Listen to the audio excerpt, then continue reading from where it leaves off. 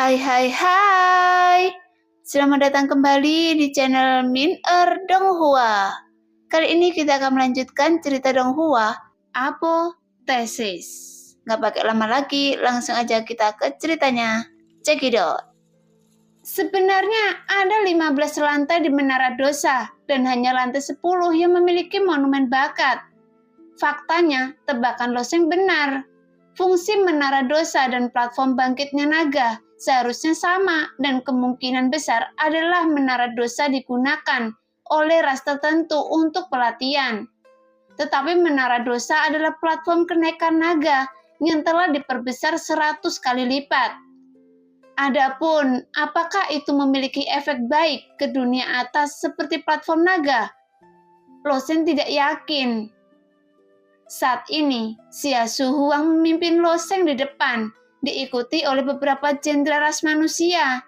Dan pada akhirnya, ada sekelompok makhluk dari ras lain yang mengikutinya. Bagaimanapun, hampir semua makhluk sangat penasaran dengan bakat Loseng. Dan tentu saja, mereka tidak akan melewatkan kesempatan ini. Setelah melewati arena pertarungan, terdapat sebuah ruangan yang sangat luas, tidak jauh dari situ, yang awalnya merupakan tempat tinggal, namun struktur lantai ini sedikit berbeda. Di dinding di depan Loseng ada banyak nama yang terukir rapat, dan nama-nama ini disusun dari atas ke bawah. Loseng melihat sekilas nama-nama itu, dan dengan cepat menemukan nama Xia Shuhuang di antara mereka. Tetapi nama Xia Shuhuang diatur di lantai 6. Nama-nama ini adalah... Loseng baru saja bertanya. Xia Shuhuang tersenyum dan menjawab. Nama-nama ini adalah para jenius yang telah diuji oleh monumen bakat. Mendengar kata-kata Xia Shuhuang, Loseng mengangkat alisnya dan tampak fokus untuk melihatnya. Xia Shuhuang adalah seorang jenius yang berasal dari Tanah Suci Hati Ungu. Meskipun Tanah Suci Hati Ungu ras manusia lemah, dia masih memiliki kekuatan laut ilahi. Dari sudut pandang ini, kekuatannya sebenarnya jauh lebih kuat daripada kekuatan laut ilahi wilayah tengah. Di seluruh wilayah tengah, tidak pernah ada kekuatan Tanah Suci, dan sekte roh kekosongan hanyalah sekte kelas 5. Jika dilihat dari sini, bakat Xia Shuhuang seorang jenius tingkat dewa, seharusnya sedikit lebih kuat dari Xiaoji. Namun, itu mungkin tidak akurat berdasarkan kekuatan sekte saja. Tetapi perbandingan seperti itu tidak salah. Dengan bakat Xia Shuhuang, dia hanya bisa menduduki peringkat di lantai 6. Sehingga wajah Loseng menunjukkan ekspresi keheranan. Jadi di antara nama-nama padat di atas tingkat ke-6, bakat setiap makhluk berada di atas Xia Shuhuang. Yosuo, lantai 4. Loseng segera menemukan nama Yosuo. Xia Shuhuang mengangguk. Dalam sejarah benua naga laut kita, hanya 6 nama orang yang dapat muncul di tingkat ke-4, dan 2 di antaranya berada di tingkat ke-10. Salah satunya adalah Yosuo dari klan Iblis, dan yang lainnya adalah Mu Qingyang dari klan Yoye. Klan Yoye? Loseng mengangguk sedikit, tampaknya meskipun tingkat budidaya Yosuo adalah prajurit tingkat 10, kekuatan yang ditunjukkan oleh bakatnya mungkin masih lebih tinggi daripada miliknya, karena hanya nama 6 orang jenius di seluruh benua naga laut selama bertahun-tahun yang muncul di tingkat ke-4. Lalu, dari mana nama-nama di atas ini berasal? Sebuah jawaban segera muncul. Menara Dosa jelas tidak datang dari dunia bawah. Menara Dosa ini mungkin datang dari ras manusia, atau mungkin datang dari ras lain. Tapi tidak peduli ras apapun, ras ini pasti berasal dari dunia atas. Jika tidak mungkin akan ada di sini. Bagaimanapun, ada begitu banyak orang jenius dan tingkat bakatnya bisa jauh lebih kuat daripada jenius tingkat dewa. Mungkinkah selama bertahun-tahun di benua naga laut tidak ada bakat yang bisa muncul di tingkat atas? Loseng bertanya. Iya, Xia Shuang menjawab. Nama pertama di baris kedua adalah super jenius klan Yoye 200 tahun yang lalu. Liu Yu. Lo Sheng meliriknya dan mengalihkan pandangannya ke baris kedua. Kemudian dia melihat kata itu, Liu Yu. Sepertinya nama-nama ini harus disusun berdasarkan urutan kemunculannya. Karena Lo Sheng melihat Yu Shuo di baris keempat juga menduduki peringkat pertama. Dan Mu Qiyang menduduki peringkat kedua di baris keempat. Karena keduanya telah memasuki menara dosa belum lama ini. Jadi mereka secara alami tertinggal di belakang. Setelah lulus ujian monumen bakat, adapun Liu Yu diperkirakan setelah seorang super jenius muncul di menara dosa. Tidak akan pernah ada yang lain. Lagi pula, berapa banyak makhluk yang memasuki menara dosa setiap tahun? Para jenius dari berbagai ras telah dikirim ke menara dosa. Bisa saja seorang pejuang yang bisa naik ke lantai 10, dan bukan hanya dia seorang jenius tingkat dewa, tetapi juga seorang jenius tingkat suci atau tingkat surga. Namun sejauh ini hanya satu makhluk yang naik ke level kedua dari daftar ini, dan Yosuo serta Mu Qiyang hanya dapat menduduki peringkat di level keempat. Segera mata Lo Sheng terus melompat ke atas nama-nama di baris pertama. Yun Mioxin, Wu Ruese, Yahuo, dan lainnya. Lo Sheng juga dapat melihat bahwa dua nama pertama mungkin berasal dari ras manusia, tetapi belum tentu demikian. Makhluk lain juga dapat memiliki nama keluarga seperti itu. Kalau nama di akhir jadi sedikit aneh, nama seperti Yahuo lebih mirip nama panggilan, dan hanya ada 5 nama ini di baris pertama. Namun menara dosa ini telah ada entah sudah berapa tahun. Mungkin awalnya digunakan oleh ras besar di dunia atas selama bertahun-tahun, yang tak terhitung jumlahnya. Selama bertahun-tahun yang tak terhitung jumlahnya ini, dan hanya ada 5 nama yang bisa terukir di dalamnya. Tapi saya tidak tahu seberapa mengerikankah bakat dari 5 orang itu. Mengapa tidak ada nama Yun Luo? Lo Sheng tiba-tiba bertanya. Xia Shuang tersenyum sedikit. Sederhana sekali, Yun Luo belum pernah masuk.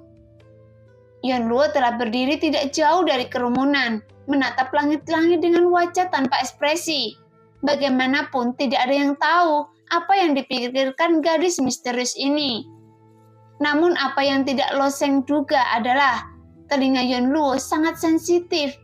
Ketika dia mendengar Lo Sheng berbicara tentang dirinya sendiri, dia berjalan dengan linglung, menginjak bagian kayunya dan berkata dengan suara acuh tak acuh. Sepertinya begitu, jadi bagus untuk mengujinya sekarang. Begitu Yun Luo selesai berbicara, semua orang menatapnya dengan mata aneh. Yun Luo adalah misteri bagi umat manusia dan juga merupakan misteri bagi ras lain. Gadis kuat ini sebenarnya telah melampaui definisi jenius dan perilaku anehnya telah membingungkan semua makhluk hidup.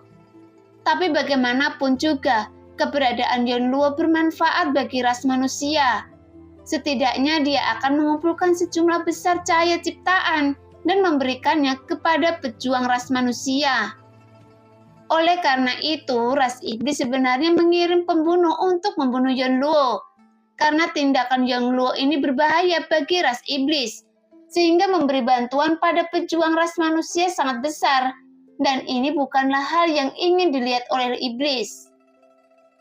Namun ketika pembunuhan tersebut gagal, gadis misterius ini hanyalah keberadaan yang tak terkalahkan di lantai 10. Untungnya, Yun Luo tidak akan dipromosikan. Jika dia dipromosikan ke tingkat atas, dia mungkin akan menjadi masalah besar bagi ras iblis.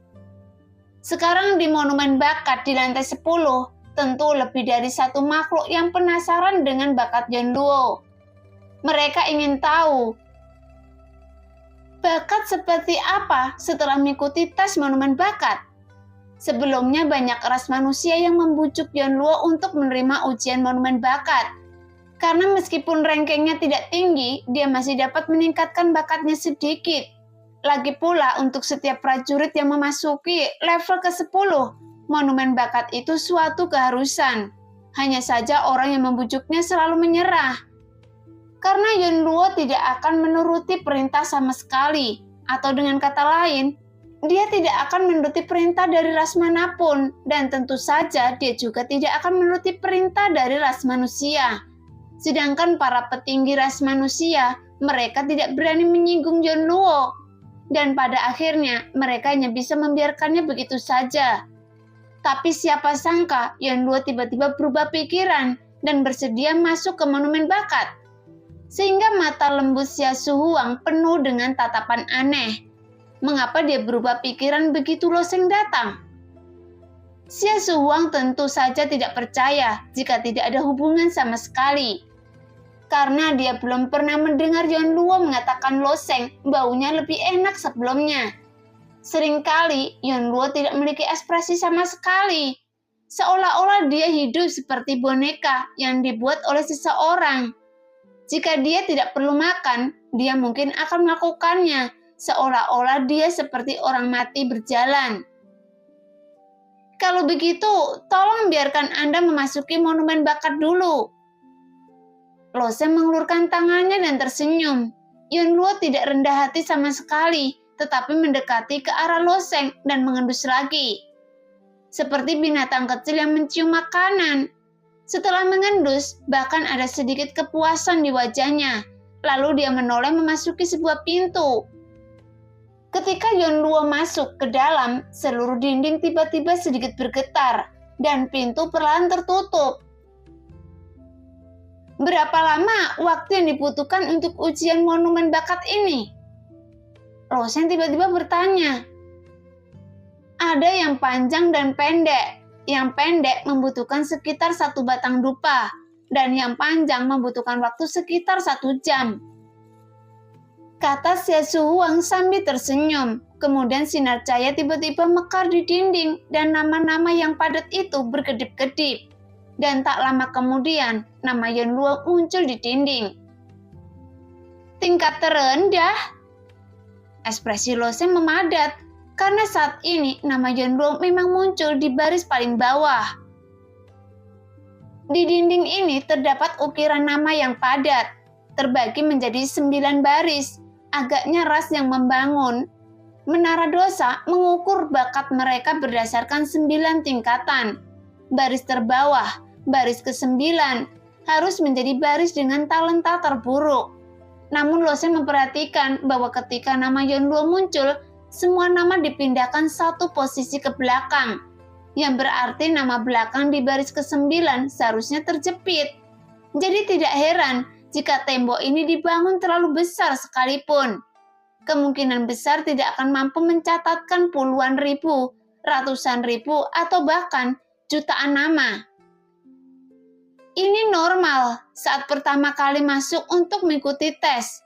Anda akan selalu berada di baris terbawah. Tapi namanya akan berubah saat Anda bisa naik selangkah demi selangkah.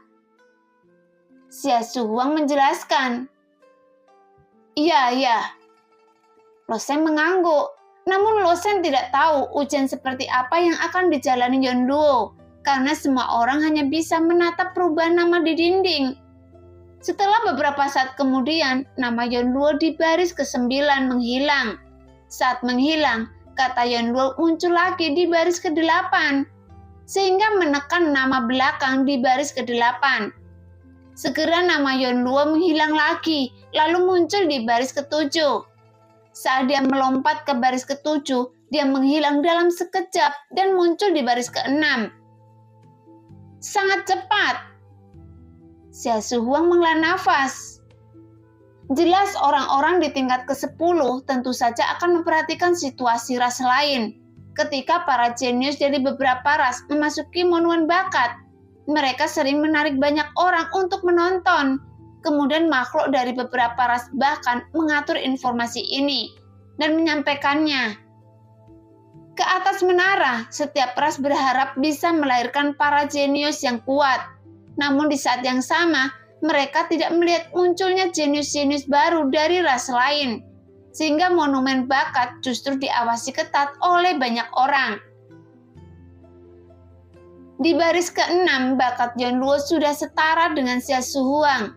Karena Yonluo tercantum di atas baris ke-6, maka nama Xia Shuang terjepit satu spasi di belakang. Meskipun ada cukup banyak orang jenius di baris ke-6 Menara Dosa, mungkin dalam beberapa tahun, nama Xia Shuang perlahan-lahan akan tersingkir oleh pendatang baru. Jadi nama Yonluo hanya bertahan di baris ke-6 sebentar, lalu melompat ke baris ke-5. Melihat pemandangan itu, banyak makhluk yang sudah menghela nafas. Bagaimanapun, tidak banyak jenius yang dipromosikan ke tingkat ke-5 dalam beberapa tahun terakhir, kecuali dari klan iblis dan klan Joye. Sehingga para jenius yang telah memasuki tingkat ke-5 sudah bisa menduduki peringkat pertama di antara semua ras besar. Adapun ras manusia, jika mereka mengabaikan gadis misterius Yonluo, dia adalah jenius teratas di tanah suci hati ungu, tapi dia hanya bisa menduduki peringkat di baris ke-6.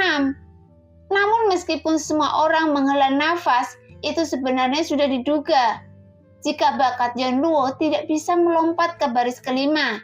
Jadi saya khawatir, para jenius dari semua ras akan dipermalukan. Karena jenderal tingkat 10 sejauh ini, tidak ada makhluk yang mengalahkan Yonluo. Setelah Yonluo bertahan di baris ke-5 untuk beberapa saat, dia tidak pernah melompat lagi, sehingga ada sedikit kekecewaan di wajah semua orang. Bakat Yonluo ini lebih buruk dari Yasuo. Tapi peringkat ke-5 sudah luar biasa, setidaknya lebih kuat dari para jenius tingkat dewa dari banyak ras.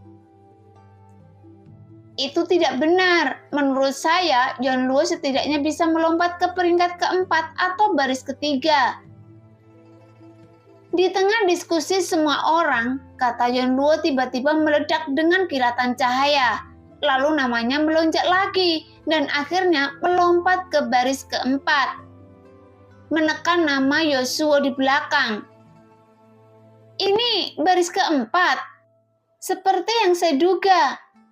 Sebenarnya wajar jika dia berada di baris ke-4. Bakat Yonluo seharusnya berada di atas Yasuo. Begitu semua orang selesai berbicara, nama Yonluo melompat ke baris ke-4. Dia berada di baris ke-3. Dia memang monster. Dengan bakat seperti itu, dia mungkin berada di urutan kedua setelah Liu Yu dari klan Joye. Oh, alangkah baiknya jika Yonluo bisa lebih normal dengan bakatnya. Saya khawatir dia bisa memimpin ras manusia menuju kejayaan baru. Apa gunanya? Meskipun Yonluo bersedia membantu ras manusia, dia sama sekali bukan milik ras manusia. Dia memiliki Menara Dosa. Selama semua orang berdiskusi, nama Yonluo menghilang lagi dan muncul di lantai 2. Melihat pemandangan ini, semua orang kaget karena Yonluo menghapus nama Liu Yu.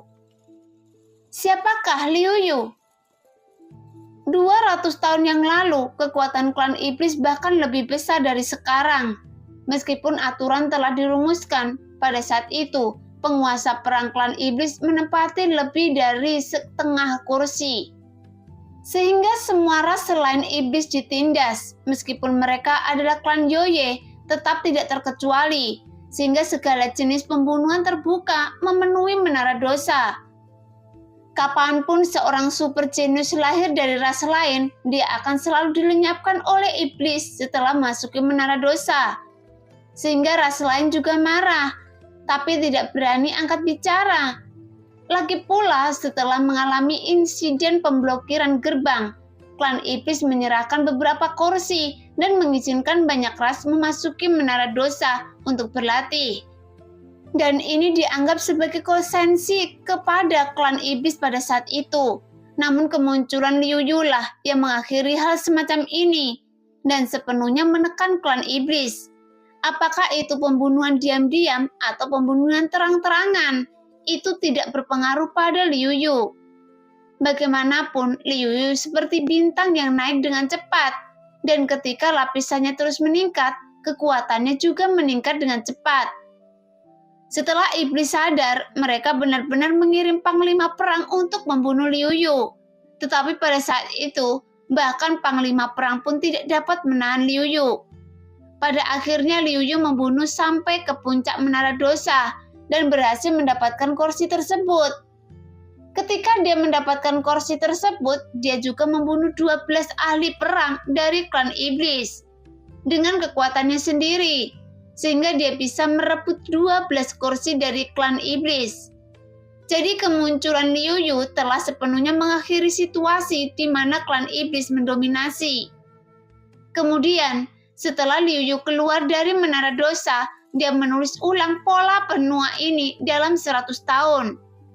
Setelah Liu Yu mendirikan Tanah Suci, kekuatan Tanah Suci klan Yoye kini telah melampaui kekuatan Tanah Suci lainnya. Bahkan Tanah Suci Iblis Api dan Tanah Suci Teror, dua Tanah Suci Iblis besar harus bergabung untuk bertarung. Sekarang Liu Yu telah menjadi sosok legendaris di benua naga laut. Bahkan raksasa kuno itu sangat waspada terhadap Liu Yu. Dan mereka melihat ujian biasa Yun Luo dan mencapai hasil seperti itu. Sehingga banyak ras manusia tidak bisa menahan diri untuk tidak menghela nafas. Jika Yun Luo bersedia membantu umat manusia, saya khawatir dia bisa seperti Liu Yu, sehingga Yun Luo bisa mengembangkan ras manusia seperti klan Yoye yang sangat kuat. Bagaimanapun, klan Yoye sendiri secara keseluruhan sangat kuat. Hanya dapat dikatakan bahwa klan iblis pada saat itu lebih unggul dan keuntungan besar dibandingkan ras lain. Tapi Yun Luo setidaknya bisa memastikan bahwa ras manusia bisa menyingkirkan situasi saat ini dan tidak ada yang berani mengganggu rasa manusia lagi. Tepat ketika semua orang mengira nama Yun Luo akan terpampang di lantai 2, nama Yun Luo menghilang lagi. Masih naik. Seseorang menyentuh dadanya, mengatakan bahwa dia tidak dapat menerimanya lagi. Siapa Yun Luo ini? Bagaimana mungkin? Dia sebenarnya bisa sejajar dengan karakter-karakter itu. 5 orang ini selalu menjadi tokoh legendaris dan tidak ada di benua naga laut kita. Tapi nama Yun Luo ini ada di antara mereka. Jelas 5 nama di baris pertama hampir familiar bagi orang-orang di Menara Dosa. Lagi pula, 5 nama Mio-Mio di baris pertama tergantung di sana. Dan merekalah yang paling menarik perhatian setiap saat. Jadi bagaimana mungkin mereka tidak melihatnya? Mengenai spekulasi kelima orang ini, banyak makhluk juga mempunyai pendapatnya masing-masing. Faktanya, ini mirip dengan ide Lo Sheng. Menara dosa yang ajaib sama sekali bukan sesuatu yang berasal dari benua bawah. Dan 5 orang di baris pertama mungkin adalah 5 orang dari kekuatan besar di dunia atas. Jadi bahkan mereka mungkin jauh melampaui imajinasi banyak makhluk benua naga laut. Dan mereka hanya bisa menggambarkannya sebagai legenda.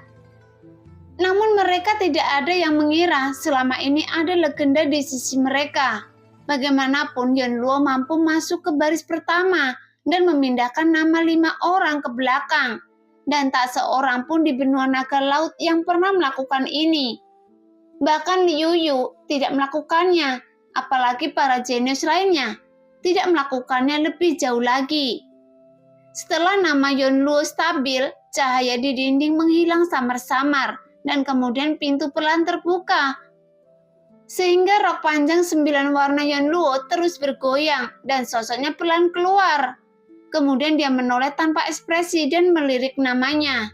Namun tidak ada ekspresi di wajahnya. Tidak ada kegembiraan, tidak ada keterkejutan. Seolah-olah semuanya harus seperti ini. Seperti benar-benar diharapkan. Dia datang ke arah Lo Sheng dan berkata dengan dingin, "Apakah ini giliran Anda?" Lo Sheng mengangguk tanpa berhenti dan berjalan menuju pintu. Xia Shuang tersenyum dari belakang dan berkata, "Lo Sheng, ayolah." Lo Sheng berbalik dan mengangguk, lalu terjun ke dalam kegelapan. sehingga cahaya di sekitarnya tiba-tiba memudar dan dinding sekali lagi melepaskan kilo yang tak ada habisnya. Segera nama Loseng tiba-tiba muncul di baris ke-9, sehingga orang-orang dari berbagai ras lebih memperhatikan Loseng. Karena jika dilihat dari penampilan Loseng yang menarik saat ini, dia sudah berada di level yang sama dengan Yasuo dan Mu Qingyang.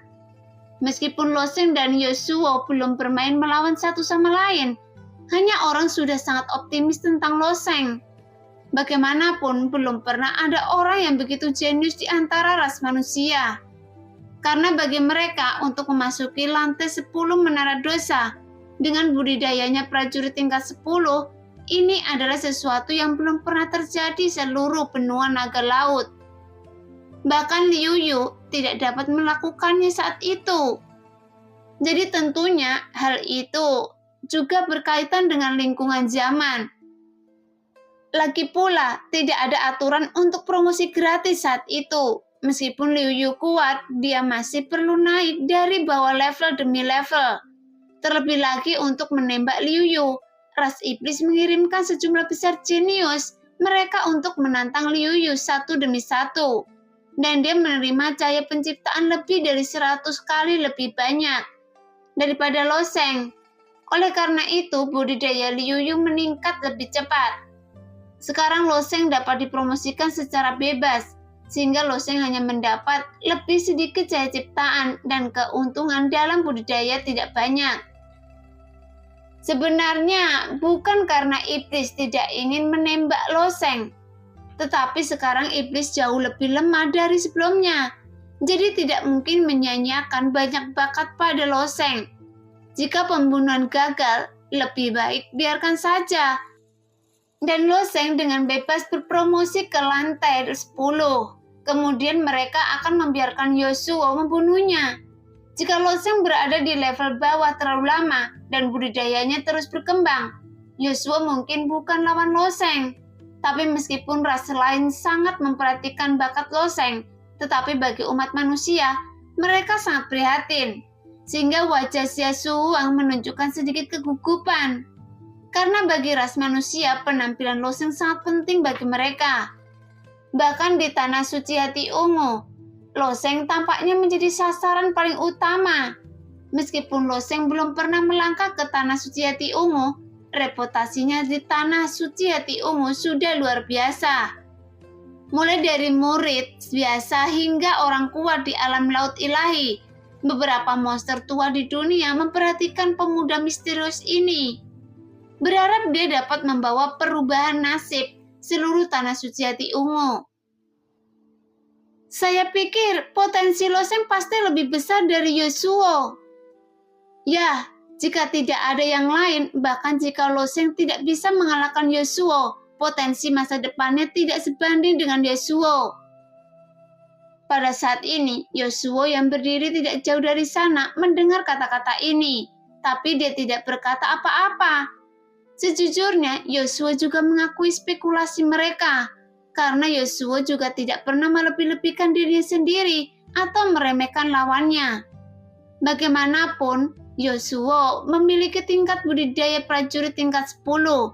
Jika dia kembali ke tingkat budidaya prajurit tingkat 10, itu pasti mustahil untuk bergegas ke lantai 10 Menara Dosa. Ketika dia masih menjadi prajurit tingkat 10, jadi dia memang bisa melewati level untuk menantang. Namun dia hanya bisa menantang prajurit tingkat ketiga. Dan dia pernah mengalahkan oleh prajurit tingkat 5. Dan perbandingan tingkat ini, Yasuo tidak lagi sebaik Loseng. Tapi Yasuo tidak putus asa dengan hal ini. Bakat adalah sesuatu yang dia miliki sejak lahir. Jadi Yasuo tidak bisa mengubahnya sama sekali. Tapi dia memiliki keberuntungan dan ketekunan. Oleh karena itu, dia masih bisa menciptakan legenda. Setelah Loseng memasuki pintu lingkungan yang awalnya suram di sekitarnya perlahan menjadi lebih cerah. Namun dia selalu penasaran bagaimana monumen bakat ini melakukan tes bakat. Bagaimanapun juga bakat berbeda dengan ujian. Karena ujian sendiri adalah untuk langsung menggunakan dari kekuatan seorang pejuang. Mereka terus-menerus menggunakan formasi hantu untuk menciptakan musuh, untuk menyerang mereka yang diuji. Jadi ketika mereka tidak bisa bertahan, hasilnya akan terungkap. Tapi bagaimana dengan bakat? Setelah beberapa saat, cahaya tiba-tiba muncul di depan Lo Sheng dan kemudian 9 loh batu muncul. Hah? Lo Sheng tiba-tiba merasakan kekuatan hukum yang kuat ditransmisikan dari tablet batu ini. Kekuatan hukum pada tablet batu ini sepertinya sesuai dengan kekuatan hukumnya sendiri. Lo Sheng tidak bisa menahan diri untuk tidak berteriak, karena ini jelas bukan suatu kebetulan. Mungkin karena monumen bakat merasakan kekuatan banyak hukum di tubuhnya. Sehingga dia mendirikan 9 tablet batu ini di sini. Namun kekuatan hukum yang terkandung dalam tablet batu ini lebih kuat daripada kekuatan hukum obelisk di alam naga sejati. Sehingga Lo Sheng berjalan menuju tablet batu, menghilangkan persepsinya dan membenamkan dirinya dalam 9 tablet batu. Kekuatan hukum tingkat kedua. Lo Sheng menunjukkan sedikit kejutan di wajahnya. Tidak peduli jenis hukum apapun, kekuatan hukum dibagi menjadi 10 tingkatan. Karena setelah Lo Sheng menerima baptisan hukum, afinitasnya terhadap hukum apapun telah mencapai kondisi sempurna. Sehingga Lo Sheng dapat dengan mudah mempraktikkan hukum. Namun di alam naga sejati, Lo Sheng hanya mempelajari kekuatan hukum tingkat pertama. Ketika dia kembali ke wilayah tengah dari alam naga sejati, dia tidak punya tempat untuk mempraktekkan kekuatan hukum tingkat kedua. Bahkan sekte kesengsaraan Void di wilayah tengah, para ahli wilayah tengah, belum menguasai kekuatan hukum secara utuh. Misalnya kekuatan hukum antariksa bahkan lebih tidak lengkap dan hanya dapat dipahami oleh Lo Sheng sendiri. Namun hukum-hukum asli ini adalah kekuatan hukum yang dikumpulkan oleh banyak orang dari keabadian hingga saat ini. Jadi jelas sangat tidak realistis untuk mewujudkan sepenuhnya. Tapi Lo Sheng tidak menyangka bahwa dia akan mendapatkan kesempatan seperti itu di Menara Dosa. Setelah Lo Sheng menyelidikinya, dia memprioritaskan tablet batu yang mencatat kekuatan hukum ruang angkasa dan mulai memahami kekuatan hukum. Tapi dia belum pernah mendengar bahwa tes bakat akan membatasi waktu, dan Lo Sheng tidak peduli dengan peringkat di monumen bakat. Mungkin reputasi palsu ini sangat penting bagi Tanah Suci Hati Ungu. Karena untuk perlombaan, itu adalah hampir seperti totem spiritual. Tapi bagi Lo Sheng sebenarnya tidak ada gunanya. Karena sebagai perbandingan, aturan budidaya lebih penting. Jadi Lo Sheng berencana untuk memahami semua hukum di tablet batu sedikit demi sedikit sebelum keluar. Tapi setelah Lo Sheng baru saja mengidentifikasi tablet batu itu, 8 tablet batu lainnya yang mencatat hukum asli tingkat kedua perlahan memudar dan kemudian menghilang dari mata Lo Sheng. Mengapa ini? Lo Sheng benar-benar tertekan setelah memilih tablet batu lainnya menghilang. Bagaimanapun ini adalah kesempatan bagus bagi Lo Sheng untuk mempraktekkan hukum. Namun Lo Sheng hanya bisa menghela nafas. Untungnya, tablet batu yang mencatat hukum ruang di depannya tidak hilang. Segera Lo Sheng tidak memikirkannya dan mulai berkonsentrasi untuk memahami kekuatan hukum ruang angkasa. Jika bukan karena pembaptisan hukum, kepatuhan Lo Sheng terhadap hukum ruang adalah yang tertinggi. Awalnya dia baru saja menghadapi badai luar angkasa, dan dia memahami jejak kekuatan hukum dari badai tersebut. Sekarang Lo Sheng telah melakukannya, hanya saja tablet batu luar angkasa yang sudah jadi, tapi kecepatan pemahaman Lo Sheng secara alami tidak akan lambat. Apakah monumen bakat ini hanya untuk menguji kecepatan memahami hukum? Lo Sheng sedang memahami hukum ruang sambil diam-diam berpikir. Jika hanya itu, tidak akan sulit bagi Lo Sheng. Bagaimanapun dia sudah sangat peka terhadap hukum ruang angkasa. Terlebih lagi setelah pembaptisan hukum tersebut, ketertarikan terhadap hukum tersebut telah meningkat ke tingkat yang tidak dapat ditingkatkan. Namun Lo Sheng tidak tahu bahwa meskipun dia memahami hukum ruang angkasa, Nama-nama di dinding juga berubah secara diam-diam. Dia seperti Yun Luo. Nama Loseng melonjak dengan cepat. Baris ke-9, baris ke-7. Segera nama Loseng tercantum di sebelah nama Xia Shuhuang. Nama Loseng baik, sangat cepat. Sepertinya lebih cepat dari Yun Luo. Tapi bisakah dia juga melompat ke baris pertama? Anda terlalu banyak berpikir. Monumen bakat bukanlah ujian kekuatan, karena kecepatannya yang menentukan. Terakhir kali, nama seorang jenius tingkat dewa tetap berada di baris ke-9 selama 1 jam penuh, dan akhirnya dia dipromosikan ke baris ke-4. Sekarang tidak bergerak lagi. Apakah bakat Loseng hampir sama dengan Xia Shuhuang? Apa yang terburu-buru? Selama Loseng tidak keluar dari situ, kita tidak bisa membuat kesimpulan. Xia Shuhuang tidak berbicara, tetapi untuk beberapa alasan, Xia Shuhuang memiliki firasat ajaib dalam hatinya. Dia merasa pria ini pasti akan mencapai hasil yang baik. Tentu saja mustahil untuk berharap untuk berdiri di baris pertama sebelum Yun Luo. Tapi Loseng setidaknya bisa memasuki baris ketiga dan menjadi eksistensi kedua setelah Kaisar Dewa Liu. Yun Luo yang awalnya tidak tertarik pada apapun juga menatap nama di dinding tanpa ekspresi, tapi tidak ada yang bisa menebak apa yang terjadi di kepala kecilnya. Tapi wajah Xing Hui sangat suram. Baris ke-6, orang ini telah melompat ke baris ke-6. Xing Hui juga dikenal sebagai seorang jenius tingkat dewa di Tanah Suci, sosok yang setara dengan Xia Shuhuang, tetapi setelah mengikuti tes, namanya hanya dapat ditulis di baris ke-7. Namun barisan ke-9 sampai ke-7 paling banyak orang yang berada di tingkat itu. Karena setelah Xing Hui menerima ujian monumen bakat, masih banyak orang yang mengikuti ujian. Namanya sudah lama terjepit di barisan belakang dan diperkirakan tidak akan butuh waktu lama untuk benar-benar terjepit. Namun saat melihat nama Loseng di baris ke-6, Xing Hui tiba-tiba merasakan rasa pasrah di hatinya. Nah, demikianlah cerita hari ini. Terima kasih yang sudah menonton video Min Earth sampai selesai. Sampai jumpa di video selanjutnya. Bye-bye.